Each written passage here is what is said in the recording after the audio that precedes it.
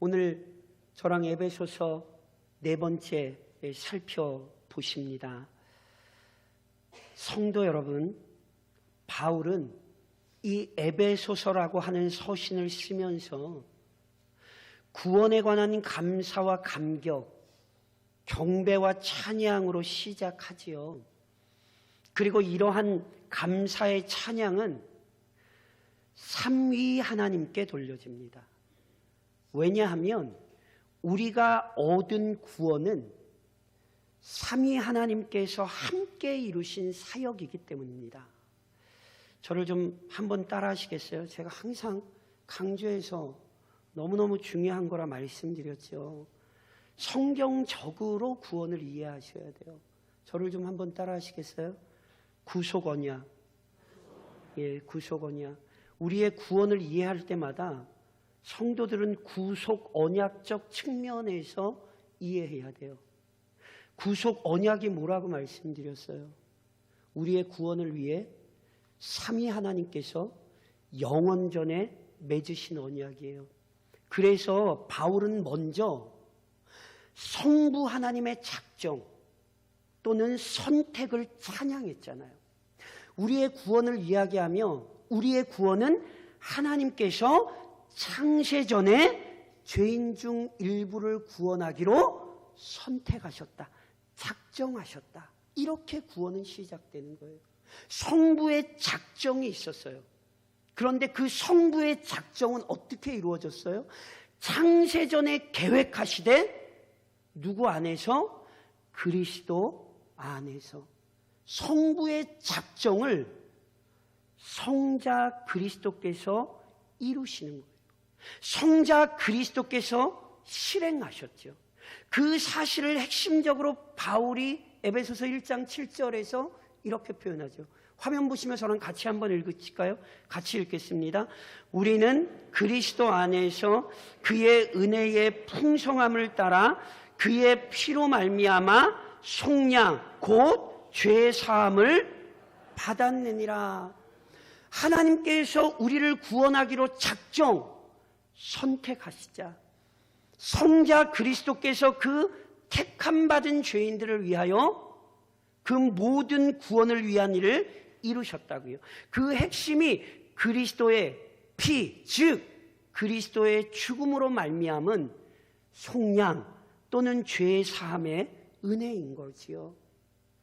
나의 손을 주의 손에 포개고 나의 발을 주의 발에 포갠다는 건 내가 뭘 한다는 게 아니에요. 바울이 고백했던 것처럼 우리가 그리스도와 함께 십자가에 못 박혔다고요. 그리스도의 십자가에 못 박히신 그 죽음이 놀랍게도 추악한 죄인들을 위한 거였다고요. 그리스도의 피가, 그분의 죽음이 우리의 속죄를 위한 유일한 방법이었지요. 그래서 저랑 화면 보시며 이사야서 53장 5절이죠. 우리 같이 한번 봉독하겠습니다. 그가 찔림은 우리의 허물 때문이요 그가 상함은 우리의 죄악 때문이라. 그가 징계를 받음으로 우리는 평화를 누리고 그가 채찍에 맞음으로 우리는 나음을 받았도다. 그가 찔리고 상하시고 징계받으신 것이 추악한 죄인들을 위한 것입니다. 그러니 특별히 고난주간을 앞두고 교회는 이 그리스도의 죽음을 깊이 묵상하고 찬양해야 합니다. 성부의 작정을 이루시기 위해 성자가 친히 그 모든 뜻에 순종하사 구원의 일을 위한 모든 일을 실행하셨다고요. 무엇보다 그리스도께서 성취하신, 그리스도께서 실행하신 일은 단지 죄인만을 위한 것이 아니라 만물을 위한 것입니다. 그래서 저랑 화면 보시면 1장 10절이죠. 같이 한번 봉독하실까요? 같이 읽겠습니다. 하늘에 있는 것이나 땅에 있는 것이 다 그리스도 안에서 통일되게 하려 하심이라. 놀랍게도 그리스도 안에서 만물이 통일되는 거예요. 다시 얘기하면 그리스도 안에서 만물의 창조 목적이 회복되는 거예요. 그래서 참으로 구원을 얻은 그리스도인이라면 이 사실을 기억하고 오늘을 사는 거라니까요. 우리 아까 장로님이 기도하실 때 기도하셨던 것처럼 정말로 죽음과 부활을 믿는다면 승천하신 그분이 하나님께서 작정하신 때에 재림마사 만물을 통일하실 그날이 있음을 아는 거예요. 그래서 오늘도 믿음의 성도들은 마라나타 마라나타, 오늘도 이 예배에 함께 예배하며 주여 속히 오시옵소서, 우리 죄를 해결하신 우리 주님 속히 오셔서 만물을 그 발 아래 통일하옵소서, 그 믿음을 가지고 오늘을 살아가는 사람들이에요. 그리고 이런 삶이 가능한 이유는 성령께서 죄인들 안에서 끊임없이 역사하시기 때문에 그래요. 다시 설명드리면 성부의 작정과 성자의 실행을 근거로 성령께서 그 구원을 적용하시되 그 성령의 도우심 안에서 성도는 완성될 구원, 완성될 그날을 바라보며 오늘을 인내하게 되는 거예요. 그래서 바울이 오늘 본문에서 성령께서 구원을 적용하시는 것과 관련하여 증언하는 거죠. 우리의 구원을 설명하되 성부의 작정과 성자의 실행과 성령의 적용이라는 구속 언약이라는 위대한 사건 속에서 우리의 구원을 깨닫게 하므로 오늘 이 세상과 구별된 삶을 살게 하는 것입니다. 그렇다면 성령께서 우리에게 구원을 적용하신다는 것이 어떤 의미인가? 사랑하는 교회여, 먼저 기억하십시오. 성령께서 이것도 제가 엄청나게 많이 한 거죠. 개혁교회가 회복했을 뿐 아니라 개혁교회의 굉장히 중요한 신앙의 고백이에요. 저를 좀 한번 따라 하시겠어요? 성령께서 말씀과 함께 또는 말씀을 동반하여, 아멘이세요? 사랑하는 교회요, 성령께서 진리의 말씀과 함께 구원을 적용하십니다. 자, 기억을 좀 떠올려 보시면 저랑 이 에베소서에 들어오기 전에 에베소 교회 이야기를 살펴보셨어요? 그때 바울이 3차 선교 여행 당시 에베소 지역에 와서 열심히 복음을 전하지요. 그때 바울이 다른 지역에서와 마찬가지로 우선 회당에 들어가 복음을 전했어요. 그때 어떤 일이 있었냐면, 화면 보시면서 사도행전 19장 9절 저랑 같이 한번 봉독하실까요? 기억하세요? 같이 한번 봉독하실까요? 어떤 사람들은 마음이 굳어 순종하지 않고 무리 앞에서 이 도를 비방하거늘 바울이 그들을 떠나 제자들을 따로 세우고 두란노 서원에서 날마다 강론하니라. 자, 바울이 회당에서 복음을 전할 때 회당에 있던 유대인을 비롯해 더 나아가 많은 이방인이 바울의 전도 사역을 대적하고 방해했죠. 그러나 방해만 있었나요? 아니었잖아요. 동시에 바울이 전한 복음을 듣고 제자, 즉 그리스도를 믿는 자들이 생겼잖아요. 그래서 바울이 그 제자들을 데리고 따로 두란노 서원이라는 곳으로 옮겨 2해 동안 복음을 전했던 얘기 저랑 살펴보셨잖아요. 성도 여러분, 분명 같은 공간에서 같은 설교자를 통해 같은 내용을 들었어요. 그런데 어떤 사람은 반대하고 어떤 사람은 믿고 따르게 됐어요. 도대체 그 이유가 뭐냔 말이죠. 그 이유는 바로 구원이 성령의 적용, 성령의 사역에 달려있기 때문에 그래요. 성경이 우리에게 명확히 가르치듯이, 그래서 우리가 분명히 고백하듯이 의인은 없나니 얼마나 없어요? 그치요, 의인은 없나니 하나도 없어요. 모든 사람이 죄의 세력에 잡혀 있어요. 그 모든 사람이 죄의 세력 아래 놓였다는 것을 저랑 화면 보시며 로마서 3장에서 바울은 이렇게도 표현했어요. 로마서 3장 11절 같이 읽겠습니다. 깨닫는 자도 없고 하나님을 찾는 자도 없어요. 모든 사람이 죄인이라는 것이 어떻게 입증되냐면 깨닫는 자가 없어요. 영적으로 무지해요. 하나님을 찾는 자도 없어요.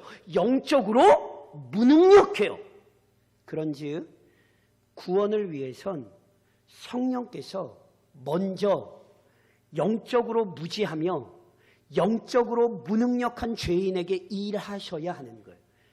그래서 저랑 작년 하반기에 회복으로의 초대 준비하시며 제가 모든 사람을 위한 복음이란 제목으로 요한복음 3장과 요한복음 4장을 강의했지요. 그때 니고데모와 예수님의 만남 속에서 예수님이 니고데모에게 뭐라고 처음 보자마자 말씀하셨는지 기억하세요? 저랑 화면 보시면 같이 한번 봉독하실까요? 요한복음 3장 5절입니다. 예수께서 대답하시되 진실로 진실로 내게 이르노니 사람이 물과 성령으로 나지 아니하면 하나님의 나라에 들어갈 수 없는. 바리새인 중에 바리새인이요, 바리새인 중에 관원이라 할지라도 성령이 그 사람 안에 역사하지 않으시면 그 사람 구원 얻을 수 없어요. 그래서 오직 성령이 먼저 죄인 안에 역사하셔야 되는 거예요. 그런데 이렇게 성령께서 선택받은 죄인에게 구원을 적용하실 때 아주 놀랍게 기쁘게 사용하시는 방편이 있어요. 그것을 바울이 오늘 본문 13절 상반절에 이렇게 표현한 거예요. 저랑 화면 보시면 같이 읽으실까요? 같이 읽겠습니다. 그 안에서 너희도 진리의 말씀 곧 너희의 구원의 복음을 듣고 그 안에서 또한 믿어. 제가 예전에 말씀드렸잖아요. 바울 선생님이 3절로부터 14절에 이게 구원의 감격으로 너무너무 흥분하셔가지고 원래는 굉장히 논리적으로 문장을 만드시는 분인데 너무 감격에 겨워서 어떤 신학자에 의하면 마치 작은 눈덩이를 크게 불리는 것처럼 3절로부터 14절까지 그냥 문장을 끊지도 않고 우르륵 한 문장으로 얘기하시는 거예요. 그래서 얼핏 우리 말로 이해하기에는 이게 쉽사리 이해되지 않는데 지금 이 말이 이런 의미예요. 어떻게 우리의 구원이 이루어지는가? 성령께서 진리의 말씀과 함께 곧 구원의 복음을 통하여. 보세요. 진리의 말씀이 왜 구원의 복음이에요? 성령께서 진리의 말씀 안에서 역사하실 때 우리에게 구원이 성취돼요. 그래서 진리의 말씀이 구원의 복음인 거예요. 그리고 그 안에서 우리가 어떻게 돼요? 믿게 되는 거예요. 놀랍게도 같은 말씀을 같은 설교자에게 같은 장소에서 듣는데 똑같은 결과가 나오는 게 아니라 성령께서 역사하시는 사람 안에만 그 말씀이 진리의 말씀이 되고 그 말씀을 대적하거나 멸시하는 것이 아니라 오히려 믿음으로 응답하는 거예요. 그래서 야고보서에는 똑같이 이렇게 우리에게 설명하여 그가 하나님께서 그 피조물 중에 우리로 한 첫 열매가 되게 하시려고. 첫 열매란 구원 백성을 의미하는 거예요. 하나님께서 우리에게 구원을 얻게 하시려고 어떤 역사를 이루세요? 자기의 뜻을 따라 자신이 계획하신 바에 따라 뭘로 우리를 낳으세요? 진리의 말씀으로 우리를 낳으셨느니라. 아멘이세요? 우리의 믿음은 성령께서 진리의 말씀과 함께 말씀을 동반하실 때에 나타나는 거예요. 하나님께서 작정하시고 그리스도께서 준비해 두신 구원은 죄인이 복음을 듣고 스스로 이해하여 쟁취하는 게 아니라 오직 성령께서 말씀과 함께 역사하여 얻게 하시는 거예요. 그래서 오늘도 분명히 뭘 기억하셔야 되냐면 성령께서 나를 깨닫게 하셨구나. 성령께서 말씀을 통해 나를 믿게 하셨구나. 이 사실을 고백하고 이 사실을 언제나 붙들고 있는 성도가 되셔야 되는 거예요. 동시에 더 나아가 성령께서 선택받은 자들의 구원을 견고히 지키십니다. 바울이 지금 분명히 성령께서 말씀과 함께 또는 말씀을 동반하여 구원을 적용하신다 가르쳤죠. 동시에 성령께서 택하신 자들에게 이루시는 일을 이렇게도 표현해요. 저랑 화면 보시면 본문 13절 하반절이거든요. 같이 한번 읽으실까요? 같이 읽겠습니다. 약속의 성령으로 인치심을. 자, 바울이 성령을 뭐라고 불러요? 약속의 성령. 왜 성령이 약속의 성령이에요? 크게는 두 가지 의미로 이해할 수 있어요. 우선 약속의 성령이란 아버지와 아들이 보내기로 약속하신 성령이었다는 뜻이에요. 그래서 아시는 것처럼 특별히 예수님께서 십자가를 지시기 전 예수님께서 떠나신다는 말을 듣고 슬퍼하는 제자들에게 성령을 보내시겠다는 약속을 굉장히 강조하셨죠. 요한복음 16장에 보면 예수님께서 이런 말씀하셨어요. 그러나 내가 너희에게 실상을 말하노니 내가 떠나가는 것이 너희에게 유익이라. 내가 떠나가지 아니하면 보혜사가 너희에게로 오시지 아니할 것이요 가면 내가 그를 너희에게 보내니. 예수님께서 제자들 곁을 떠나시는 것, 다시 말해 예수님의 십자가 죽음은요 끝이 아니에요. 그 죽음은 부활로 이어지고 심천으로 이어지고 오순절 성령 강림으로 이어지는 구원 사역의 한 과정이에요. 그렇게 예수님께서는 죽음을 앞두고 성령이 오실 것을 명확히 약속하셨잖아요. 예수님이 약속하셨어요. 더 나아가 구약의 하나님이 약속하셨어요. 그러니 이 변할 수 없고 취소될 수 없는 약속대로 성령이 오시는 거예요. 그래서 약속의 성령이세요. 동시에 약속의 성령이란 구원의 약속을 이루신 성령이라는 의미로도 이해할 수 있어요. 자, 다시 한번 말씀드리지만 우리의 구원을 구속 언약이라는 관점에서 이해하셔야 돼요.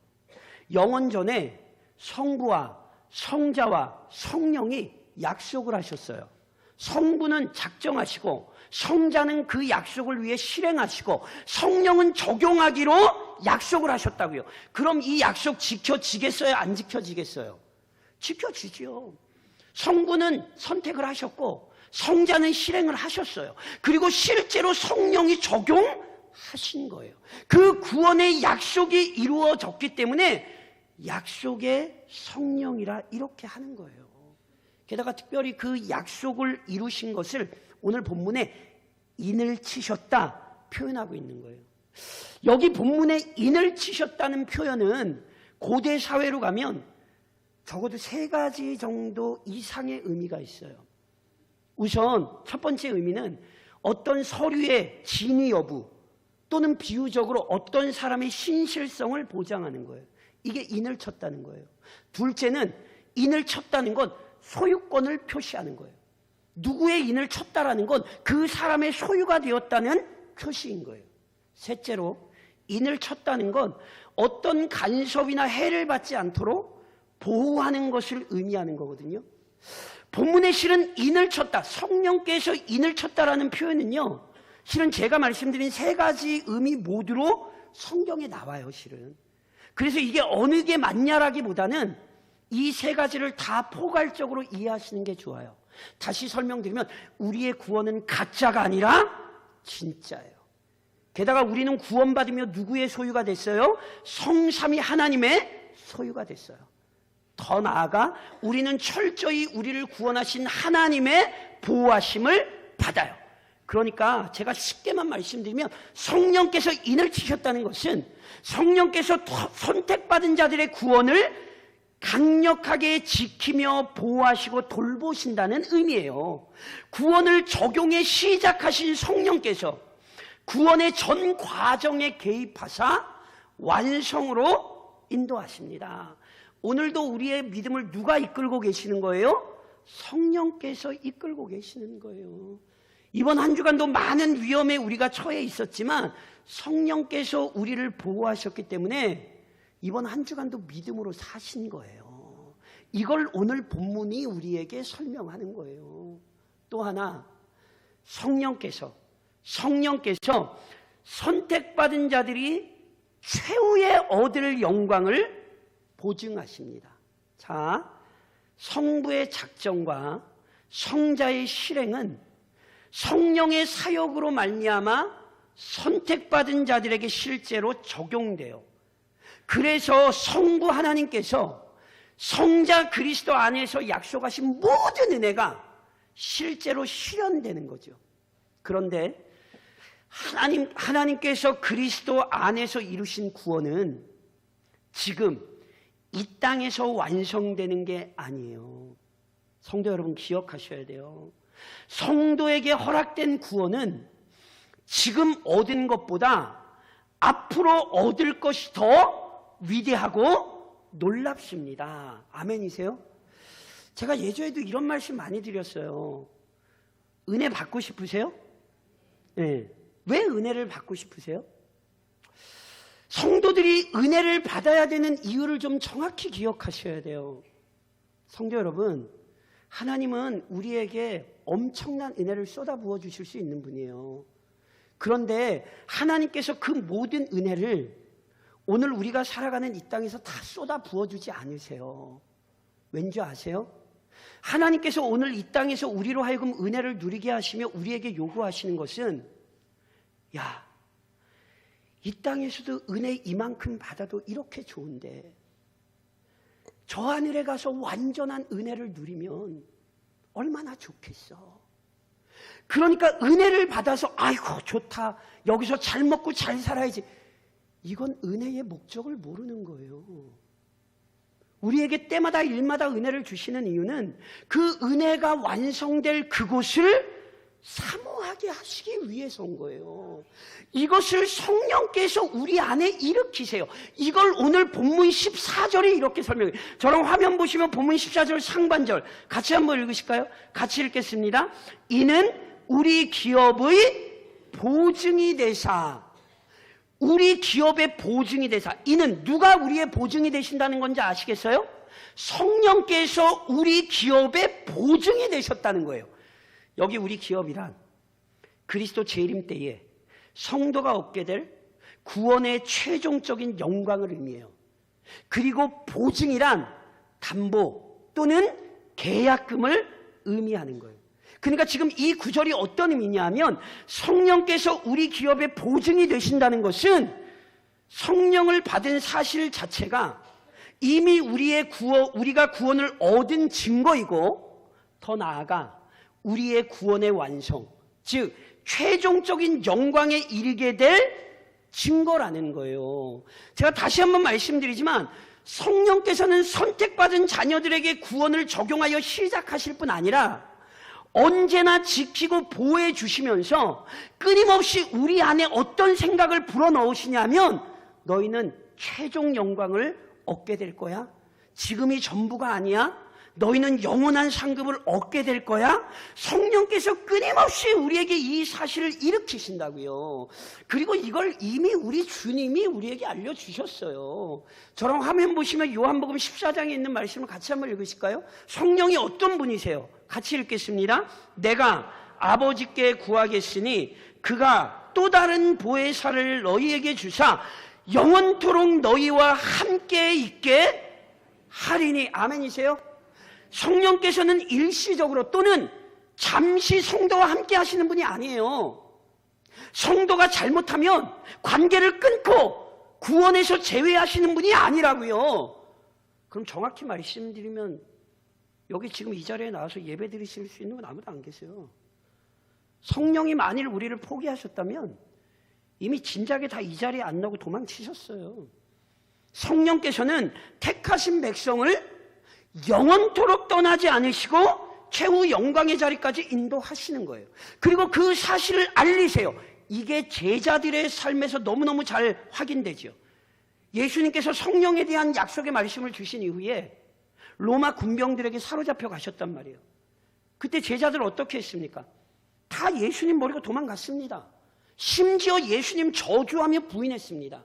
예수님이 죽은 이후에는 두려움에 사로잡혔고 크게 낙심했어요. 나 예전에 그냥 고기 잡던 삶으로 돌아갈래. 그랬다니까요. 그러나 예수님의 말씀처럼 성령께서 떠나지 않으셨고요. 성령께서 버리지 않으셨어요. 그래서 오순절 성령 강림을 통해 제자들의 영혼 속에 최후 영광을 보증하셨어요. 최후의 영광을 확증하셨어요.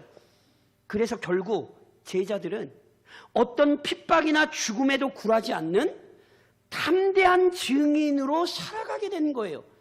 그들이 예수님을 본받아 순교의 자리에 나아간 것은 성령께서 그들 안에 최종적인 구원의 영광을 확신시켜 주셨기 때문입니다.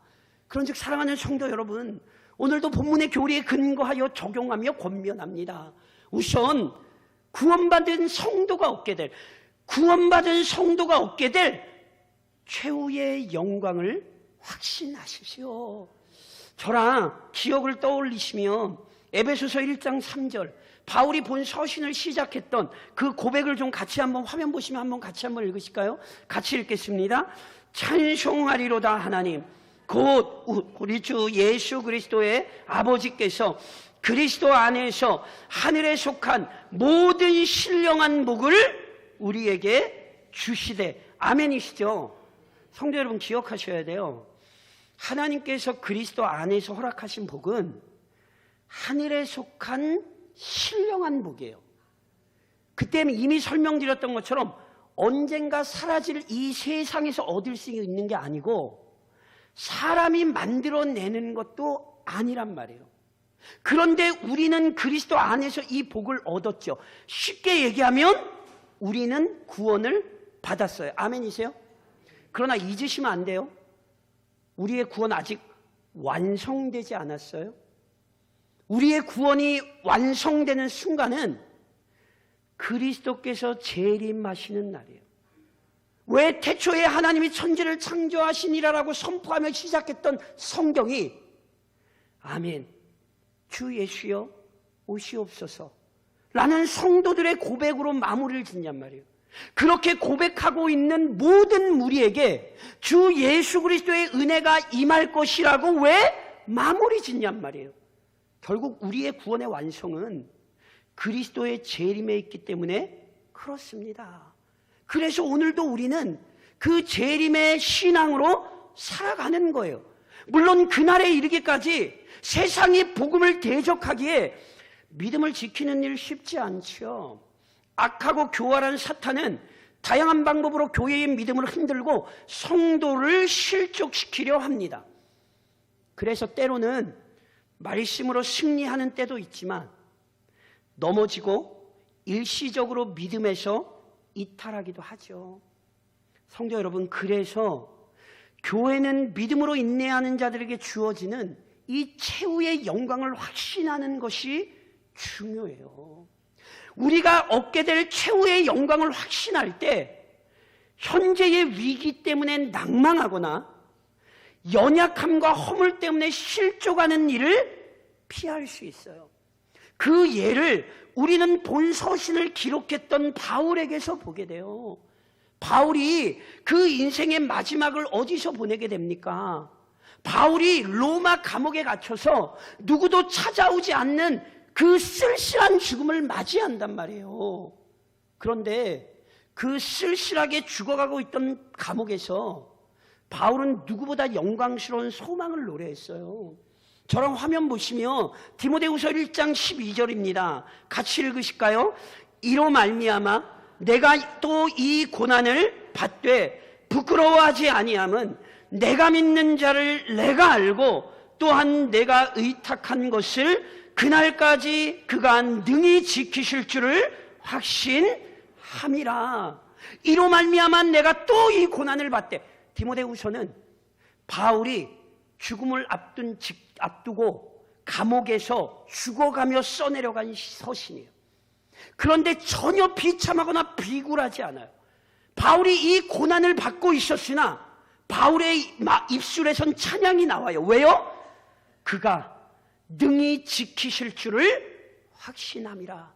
결국 바울의 인생의 끝이 감옥에서의 죽음이 아니라 최후의 영광으로 가고 있다는 사실을 알았기 때문에 바울은 그 고난 속에서도 찬송하며 그 고난 속에서도 하나님께 영광을 돌렸다고요. 어떤 형편에서도 무너지지 않았다고요. 오히려 그 어려움 속에서도 바울은 끝까지 맡기신 사명 감당했어요. 그래서 기억하세요. 저랑 에베소 교회 이야기 살펴보시면 바울이 에베소 교회 장로들을 밀레도에 모아놓고 뭐라고 권면했는지 기억하세요? 저랑 화면 보시면 사도행전 20장 24절입니다. 같이 읽겠습니다. 내가 달려갈 길과 주 예수께 받은 사명 곧 하나님의 은혜의 복음을 증언하는 일을 마치려 하면은 나의 생명조차 조금도 귀한 것으로 여기지 않. 복음을 전하는 일에 생명조차 조금도 귀한 것으로 여기지 않겠다고 고백했던 바울. 실제로 자신의 생명을 드리는 자리까지 갔지요. 그 자리에 이르기까지 그의 사명을 피하지 않았어요. 그래서 성도 여러분, 오늘도 간구하셔야 돼요. 성령님 우리 안에 역사하시되 우리가 얻을 최후의 영광을 깨닫게 해달라고, 우리 교회가 이르게 될 영광스러운 나라, 그 확신을 품은 공동체, 교회가 되어서 오늘 이 땅에서 맡기신 사명 감당할 수 있게 해달라고, 이번 한 주간도 치열한 영적 현장의 자리인 가정과 일터와 이 지역으로 들어가서 그 확신을 가진 자답게 승리하는 삶을 살게 해달라고 간구하셔야 되는 거예요.